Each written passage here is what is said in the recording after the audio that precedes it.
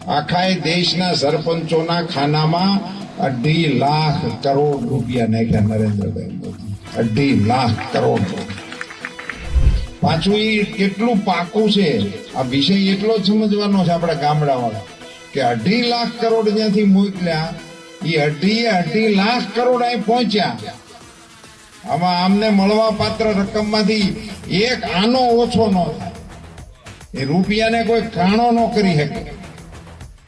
નરેન્દ્રભાઈ મોદી દેશના વડાપ્રધાન તરીકે 3જી વખત બેસે ને મિત્રો, એટલે હિન્દુસ્તાનની અંદર વિકાસના કામો તો એક બાજુ રહેવાના, વિશ્વની અંદર ભારતનો વટ પડવાનો છે. એને માટે આપણે મતદાન.